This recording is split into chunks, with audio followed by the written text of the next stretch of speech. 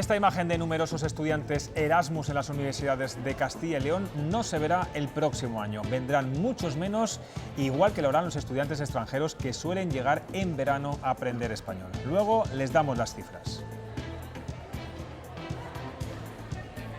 ¿Qué tal? Buenas tardes. El coronavirus ha frenado la llegada de alumnos de otros países, aunque tampoco los de la comunidad quieren estudiar fuera de España. El miedo a los rebrotes va a dejar a ciudades como Salamanca sin la típica imagen de los extranjeros ocupando el centro de la ciudad este verano. Y la verdad es que la imagen de rigor que estamos dando fuera no es la mejor. Hoy el Ministerio de Sanidad ha cifrado en 27.359 las muertes en residencias a 20 de junio, fecha en la que también el Gobierno admitía 28.322 en el recuento global. Es decir, que según el Ejecutivo, el 96% de los fallecidos se produjo en centros de mayores. Al menos reconocen que los datos de residencia no son muy fiables, pero llevan ya, sin duda, a mucha más confusión de la que había. Y hoy hemos conocido, una semana después del cierre de la central térmica de Compostilla en El Bierzo, que puede haber un grupo inversor interesado en instalarse allí. Miguel Ángel Blanco, ¿qué datos tenemos? Se trataría de un proyecto vinculado a la movilidad, las nuevas tecnologías y las energías renovables, aunque de momento está solo en conversaciones. Están viendo un local comercial convertido en vivienda. En barrios de Madrid ya es algo habitual y en Castilla y León es posible en 8 provincias. El precio, como se pueden imaginar, es más barato. España es el país de la OCDE con más empleados en riesgo de contagio por el COVID-19. El 56% puede contagiarse en su puesto de trabajo. Hemos salido a la calle y la gente tiene miedo. Sí que voy con recelo. Procuro ponerme mis protecciones, el ser cauto. Sí que hemos tenido temor, porque siempre tienes contacto con toda la gente y puedes contagiarte tú.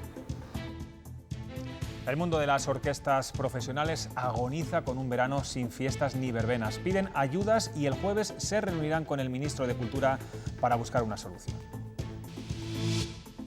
Ese salario mínimo de 450 euros o 500, a mí no me dan eso.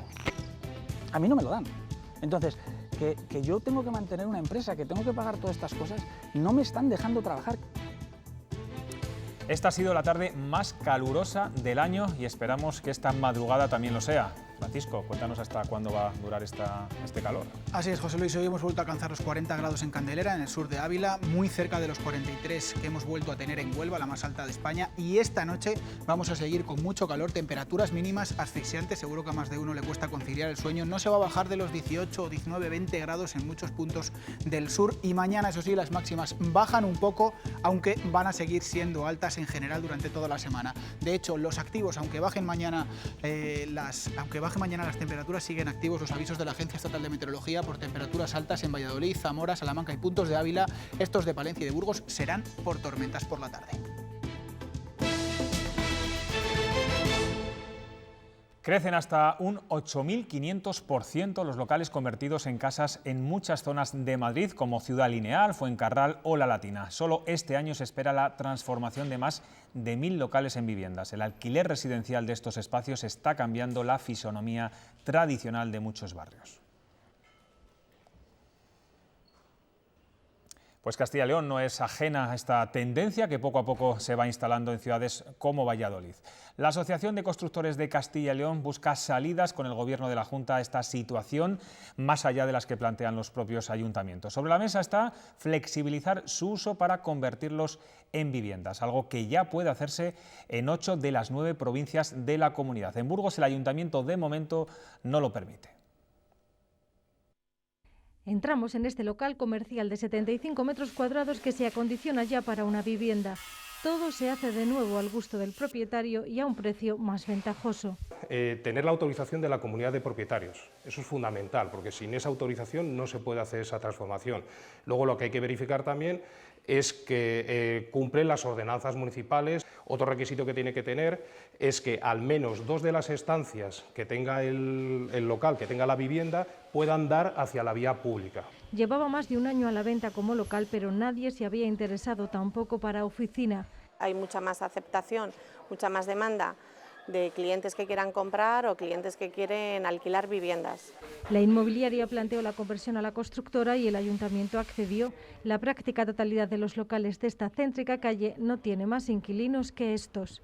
Y te pasa en muchísimas calles en el centro de la ciudad, pleno centro. Ya no hablamos de zonas residenciales o de urbanizaciones donde hay mucha obra nueva, que los locales están en bruto y sin ocuparse. El de Valladolid ha sido el último ayuntamiento en permitir en su plan general la transformación de locales en viviendas.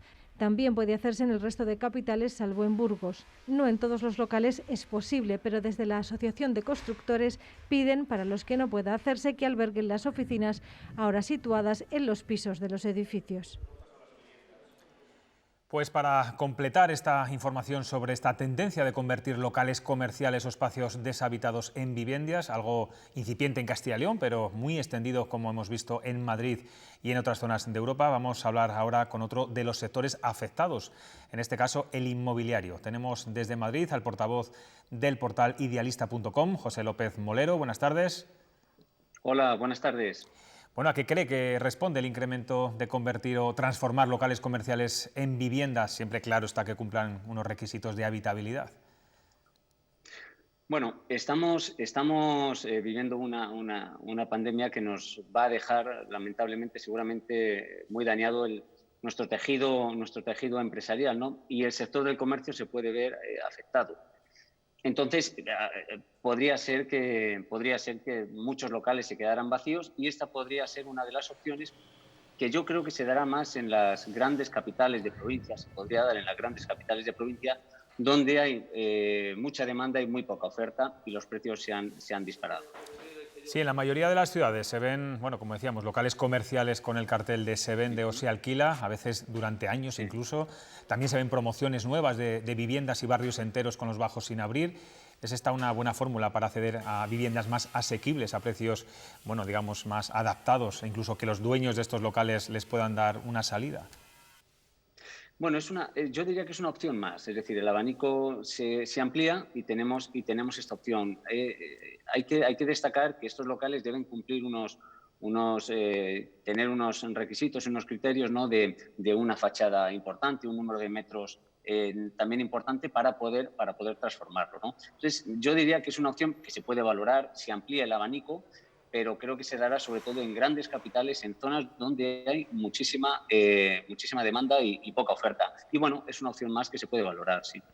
Sí, señor Molero, tras el fin del estado de alarma, ¿están notando un mayor interés por comprar o alquiler viviendas en el mundo rural, por ser lugares limpios de coronavirus y más seguros? Bueno, durante el confinamiento nosotros detectamos un mayor interés en las búsquedas de viviendas de este tipo. Es decir, vimos cómo las búsquedas de la provincia fuera de la capital aumentaban frente a las búsquedas en la capital, ¿no? Entonces, es verdad que se ha despertado un interés por viviendas más amplias, con jardines y también el teletrabajo. Hay que ver si finalmente se instala con fuerza, ¿no? Y esto podría impactar también en este tipo de búsqueda de viviendas.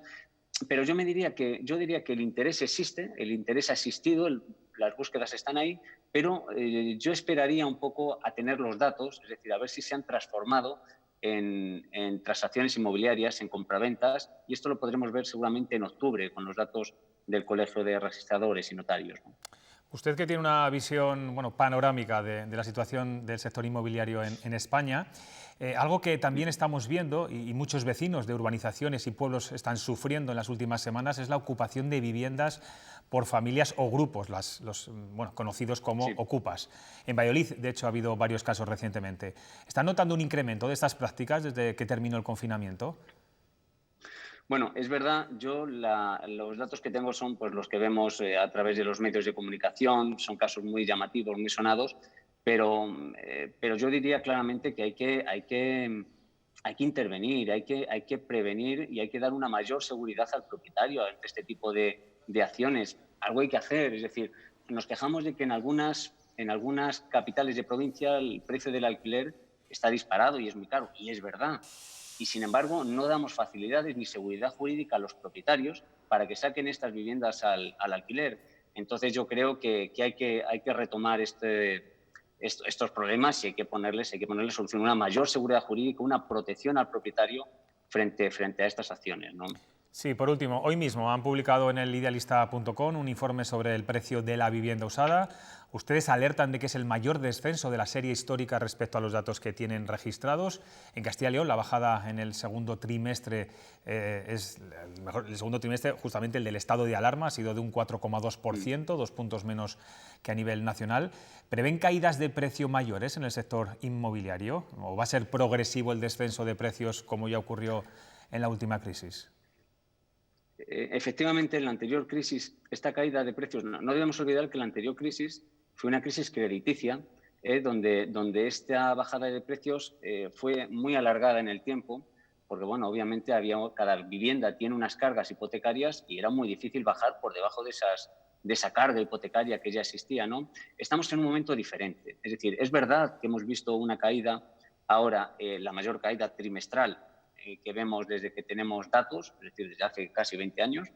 Es una caída importante, pero hay que esperar a después del verano porque la caída se ha producido. Eso es algo que no ocurría en la anterior crisis, donde era muy paulatina en el tiempo, y pensamos que estas caídas no van a ser iguales por provincias. Es decir, vamos a ver seguramente dos velocidades, como vimos en la anterior crisis, donde las grandes capitales de provincia, Madrid, Barcelona, Valencia, generadores de empleo, seguramente esta caída sea mucho más suave, y luego otras provincias donde la demanda es algo menor y una mayor oferta que puede hacer que estas caídas de precios sean más acusadas. Pero insisto que podría ser mucho más corta y con una recuperación más rápida de lo que pensamos. Pues ojalá sea así. José López Molero, muchas gracias por atendernos. Muchas gracias. Pues hoy el Consejo de Ministros ha prorrogado las ayudas a las hipotecas y los alquileres, pero antes de abordar esta información queremos que vean lo que ha respondido Pablo Iglesias en esa rueda de prensa sobre los ataques de él y de su partido a ciertos medios de comunicación y periodistas. Lejos de pedir perdón, se reafirma en lo dicho. Pues creo que la crítica es una cosa normal y propia de las democracias, e incluso las cosas desagradables que vemos en las redes sociales y que no nos gustan a nadie también son normales. Yo creo que la crítica al poder mediático es tan legítima como la crítica al poder político. Como les decíamos, minutos antes el vicepresidente anunciaba que el Consejo de Ministros ha aprobado hoy una prórroga hasta septiembre para mantener las medidas excepcionales fijadas en marzo sobre las moratorias de las hipotecas y el mantenimiento de suministros básicos como agua y luz a colectivos vulnerables que lo están pasando estos días muy mal. En Moncloa está Daniel de la Fuente. ¿Qué más medidas se incluyen en estos 3 paquetes? ¿Qué tal? Buenas tardes. Pues también se ha aprobado la moratoria sobre los créditos al consumo y se ha prorrogado la duración de los contratos de alquiler durante otros 6 meses, manteniendo esas mismas condiciones. Todo ello para ampliar, para reforzar este escudo social que el propio Pablo Iglesias decía que podía quedarse corto, pero también afirmaba que era una ayuda imprescindible para todas las familias que lo están pasando peor para salir de esta crisis.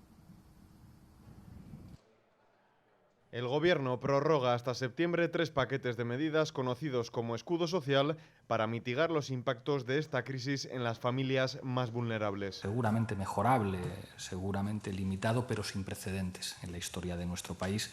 Obviamente era hora de seguir protegiendo también a los más vulnerables. El primero de esos 3 bloques de medidas va orientado al alivio de las cargas financieras de los créditos de consumo y la moratoria hipotecaria. Se ha concedido a fecha de 30 de junio a más de 200.000 personas, el 83% de las solicitudes. Se va a poder solicitar hasta el 29 de septiembre y tendrá una duración de 3 meses.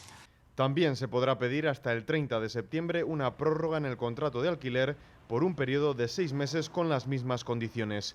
Por último, se garantiza el suministro de tal forma que no se podrán hacer cortes de luz, agua o gas. Esto se añade a algo que ya conocían ustedes y es la paralización de los desahucios, de los lanzamientos por desahucio, que va a estar vigente de momento hasta el 2 de octubre de 2020. Unas medidas que, según Pablo Iglesias, van en consonancia con el esfuerzo que muchas familias están haciendo para superar esta situación. España es el país de la OCDE con más trabajadores en un entorno de riesgo de contagio por coronavirus. Más de la mitad desarrollan actividades en las que pueden contraer el virus. Según este informe, los jóvenes presentan mayores posibilidades, al igual que los empleados con bajos ingresos, ya que normalmente asumen trabajos que les obligan a estar más expuestos. Hemos salido a la calle a preguntar qué seguridad tienen de no contagiarse del COVID-19 en sus puestos de trabajo. Sí que voy con recelo. Procuro ponerme mis protecciones, el ser cauto. Sí que hemos tenido temor, porque siempre tienes contacto con toda la gente y puedes contagiarte tú.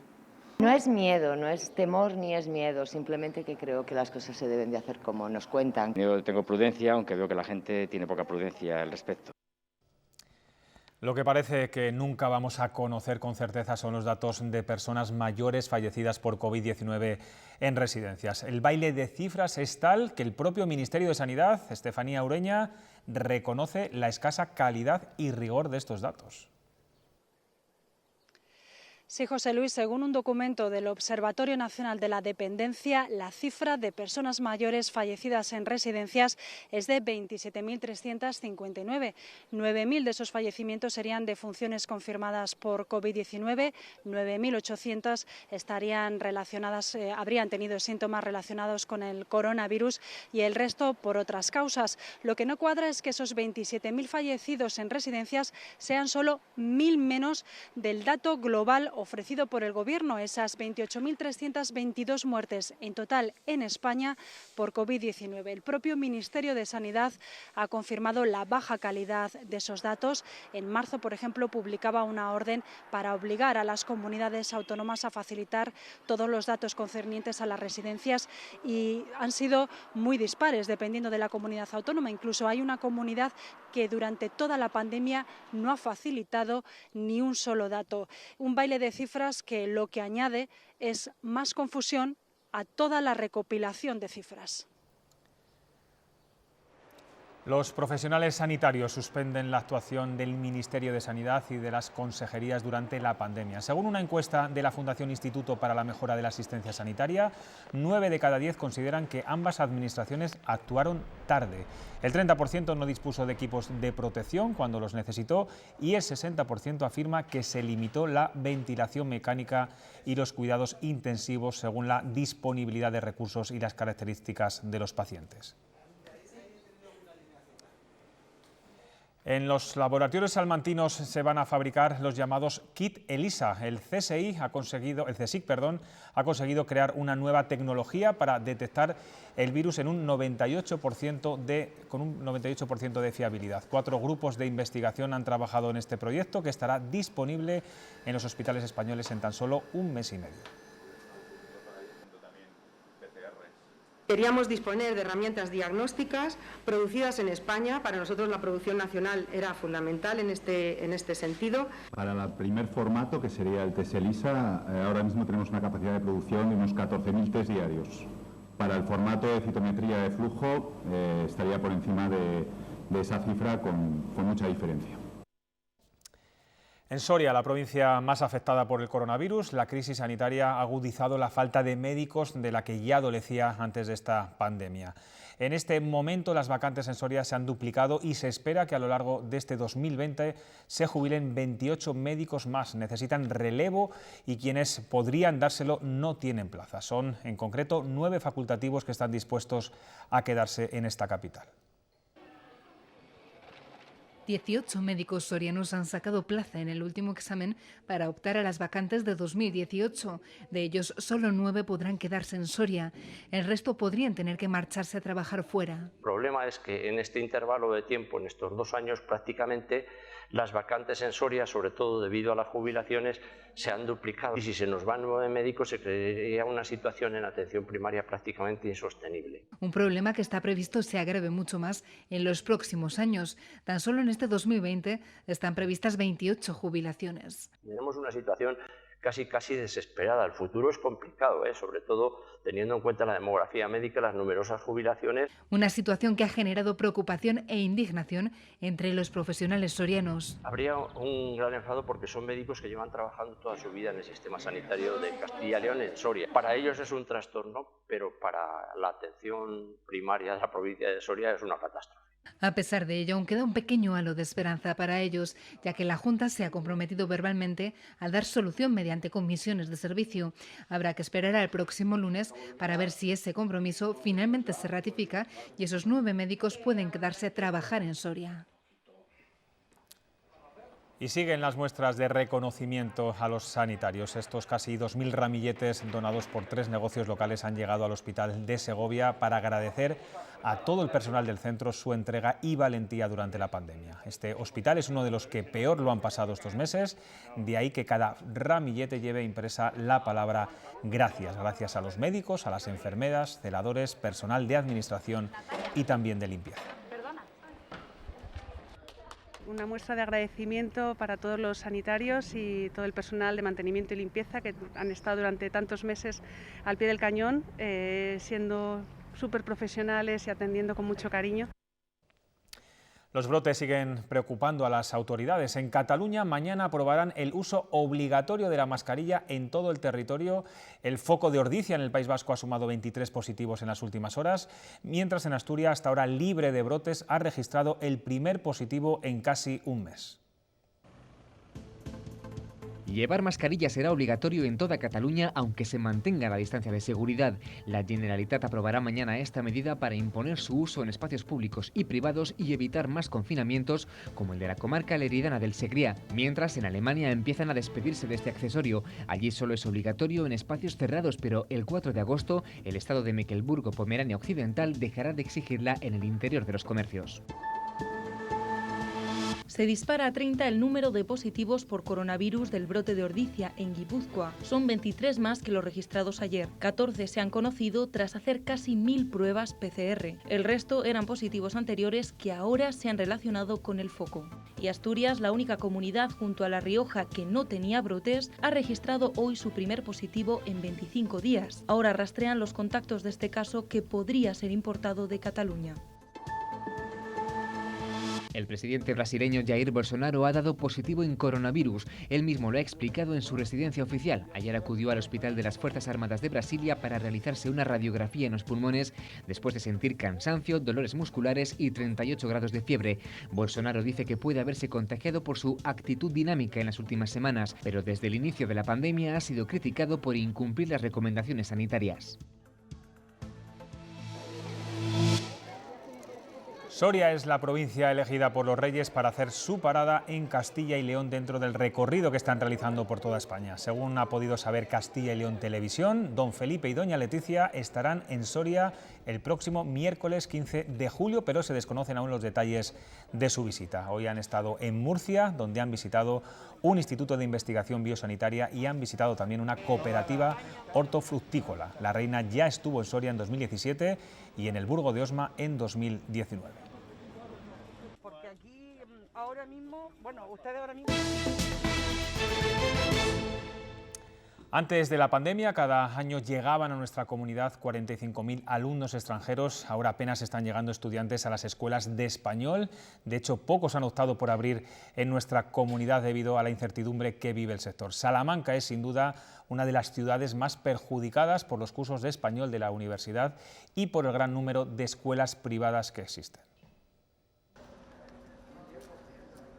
A este centro de español, un mes de julio normal, habrían llegado 600 estudiantes. Ahora solo hay medio centenar y la mayoría de ellos se encontraban ya en esta Escuela de Español de Salamanca el pasado mes de marzo. Se trata de alumnos que debido al confinamiento no han podido regresar a su país de origen y han optado por retomar sus estudios de español. Así que en realidad han llegado pocos alumnos nuevos.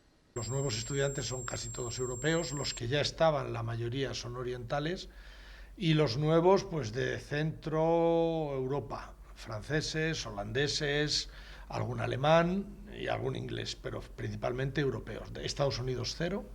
Estados Unidos además es que tienen vetada la entrada en España por la ley de reciprocidad. Españoles no podemos entrar en Estados Unidos, ellos tampoco aquí. y principalmente son europeos, sí. En esta escuela dan el año por perdido. De facturar más de 4.000 alumnos al año pasarán a solo 200. Y todo a pesar de que España ya ha abierto sus fronteras de nuevo. Pero ahora el temor está en los posibles rebrotes. Cada vez que haya un rebrote importante en nuestra comunidad o que lleguen informaciones en este sentido a cualquier país, a nosotros nos retrasa automáticamente 6 meses el recomienzo de los cursos. La previsión es que el sector se reactive el próximo mes de marzo de 2021, todo a la espera de encontrar una vacuna y de que por fin los estudiantes pierdan el miedo y la inseguridad que a día de hoy hay en el sector idiomático. El próximo curso no veremos imágenes así en nuestras universidades. Habrá movilidad internacional, pero la incertidumbre por la pandemia y los cambios en la enseñanza han echado atrás a algunos estudiantes.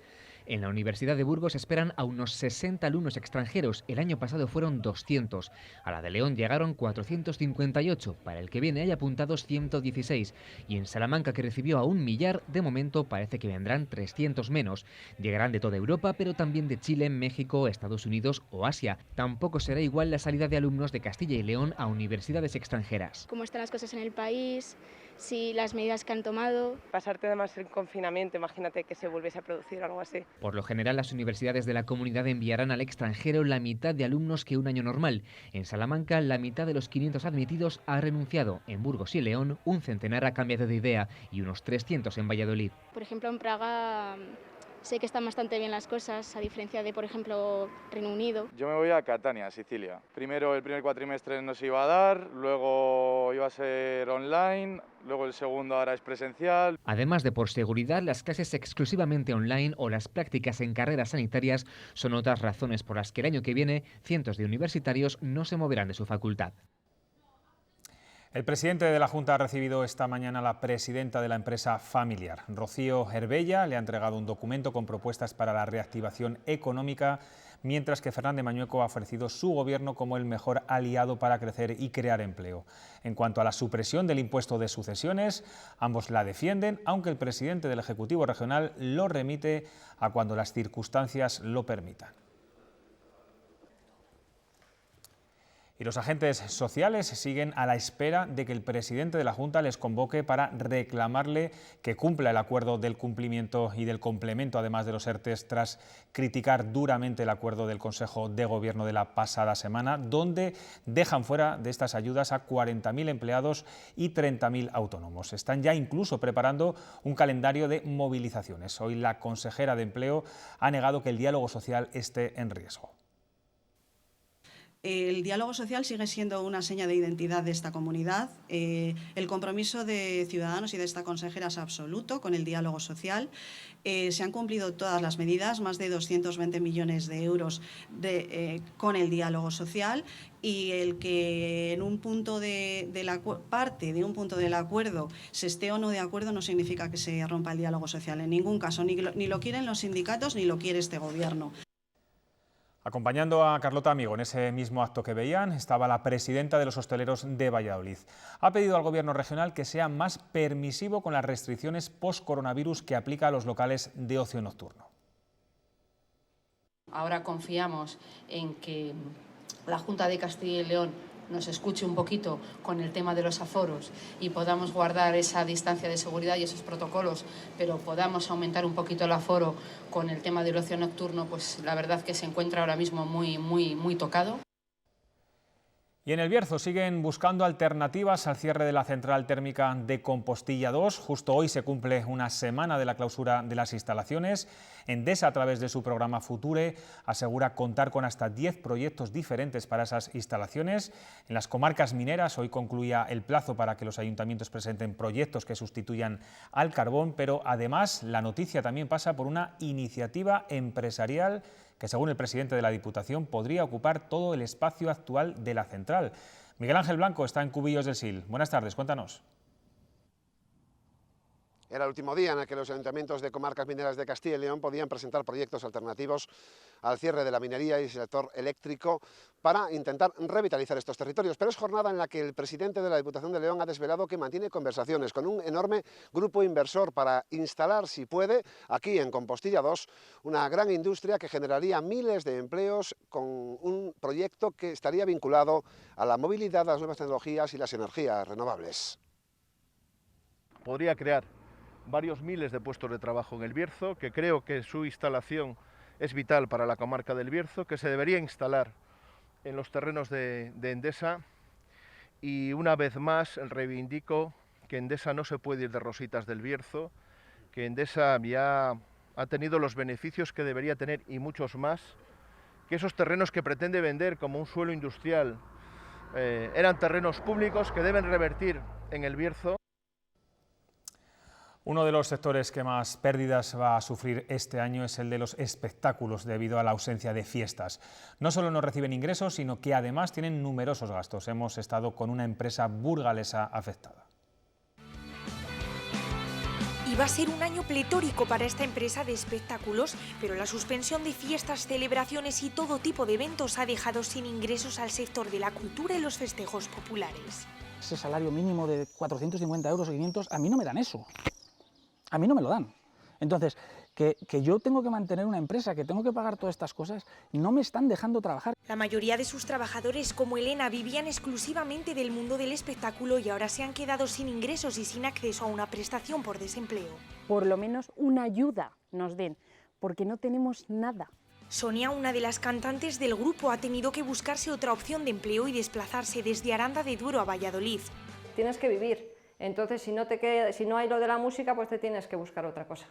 Han tenido que cancelar alquileres de locales al no poder asumir los gastos. Piden ayudas al gobierno porque siguen pagando los seguros de los vehículos y el mantenimiento de los equipos sin generar ingresos. Este será un verano vacío para los 29 trabajadores de esta empresa. A quien nos gusta esto, lo es todo para nosotros. También es muy duro, pero compensa. Ya solo subir al escenario ya compensa. Pero este sector va a seguir reclamando ayudas para poder mantener sus negocios en pie. El coronavirus va a impactar más de lo esperado en la economía de la Unión Europea. Según las previsiones de Bruselas, hasta 2022 no se recuperarán los niveles de 2019.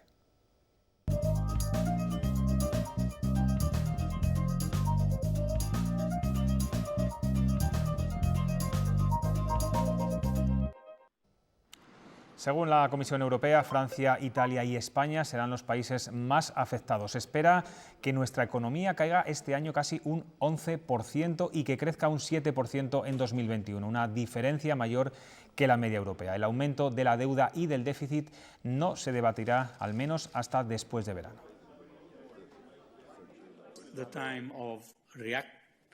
Es tiempo de reaccionar ante esta crisis, de prevenir que las consecuencias no aumenten, ni sean más serias de lo que ya son.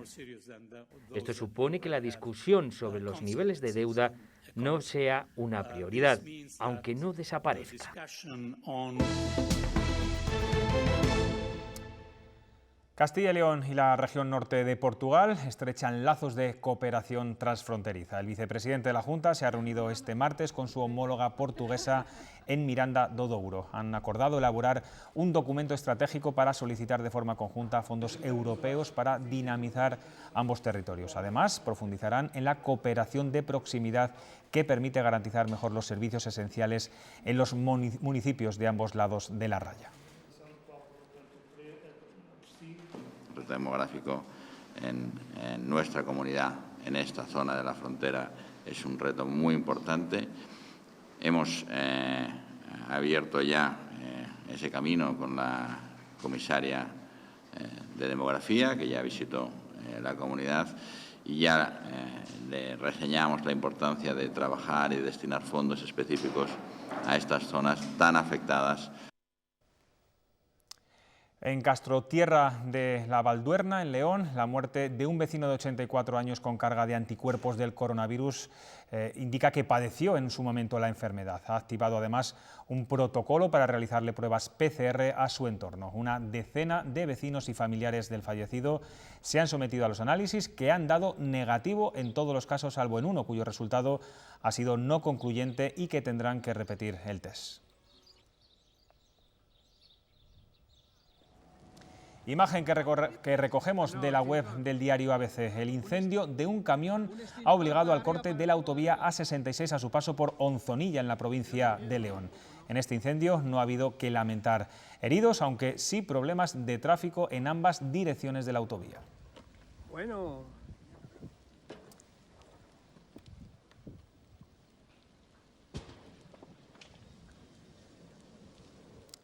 Los termómetros siguen subiendo, lo estarán notando sobre todo esta tarde, y como cada año por estas fechas ya se empieza a escuchar eso de que estamos en una ola de calor.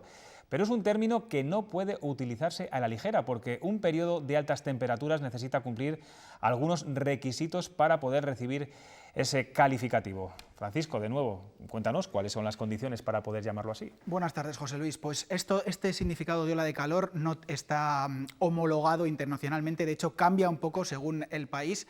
Nosotros nos ceñimos a lo que nos dice la AEMET, la Agencia Estatal de Meteorología, que nos dice que por lo menos tenemos que tener un periodo mínimo de 3 días consecutivos en los que por lo menos un 10% de sus estaciones, de la red de la Agencia Estatal de Meteorología, tengan temperaturas máximas muy altas, por encima del percentil 95.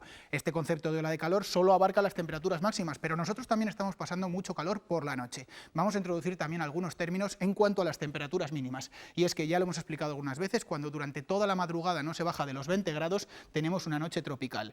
Tórrida es un concepto que se ha acuñado hace relativamente poco, que es cuando no bajamos de los 25 grados, y hoy en Canarias ha sucedido algo muy poco habitual, y es que no se ha bajado de los 30 grados. Estas temperaturas mínimas se dan a primeras horas del día, pero es que, por ejemplo, ayer en Castilla y León tuvimos estas mínimas de 20 grados y a las 12 de la noche, que es cuando nos vamos a la cama, en esos puntos teníamos 26 o 28. Seguro que a más de uno le cuesta conciliar el sueño. Pues gracias, Francisco, por estas lecciones meteorológicas que nos das muy de vez en cuando. Gracias. El autor argentino Marcelo Luján ha sido el ganador de la 6ª edición del Premio Ribera del Duero. Su obra, titulada La Claridad, está compuesta por 6 cuentos que convencieron al jurado por su minuciosidad narrativa. Un jurado presidido por el autor Fernando Aramburu. El galardón, que se ha hecho esperar porque estaba previsto entregarlo a finales del mes de marzo, tiene la participación en esta edición ha aumentado además un 28% y se han presentado más de 1000 obras de 30 países distintos, destacando la presencia española, argentina y mexicana. Realmente un momento increíble para cualquier escritor y sobre todo para los cuentistas o para los narradores que trabajamos y que amamos el cuento. Volveremos a enfrentarnos a los retos que haga falta para brindar por el final feliz que supone para la denominación de origen de Ribera del Duero esta apuesta por la cultura tan necesaria como nuestros vinos. La librería Primera Página de Urueña es uno de los negocios que participan en la campaña Explora lo Nuestro. El objetivo de esta iniciativa, promovida por Facebook, es que este verano tan atípico es en animarnos a conocer lo que tenemos al lado y a consumir en tiendas locales con historia propia. En Castilla y León también participan floristerías, tiendas de moda, restaurantes y centros deportivos. Que nos han pasado en 5 años. Por ejemplo, tener a una premio Pulitzer aquí, ¿no? Fue San Onols y nosotros salimos en la película. Hoy es San Fermín y a falta de encierros tenemos estas imágenes. Es la recreación taurina de los encierros de Cuéllar o de la Plaza de Toros de Medina del Campo a través de los famosos muñecos Playmobil. Es una obra de Pablo López Alonso que se ha podido visitar en la Feria del Turismo de Valladolid. Ellos disfrutan de las carreras sin tener que guardar la distancia de seguridad. La verdad es que es una recreación muy lograda. Con ella nos vamos, nos despedimos. Ahora llegan los deportes con Ricardo Álvarez. Hasta mañana.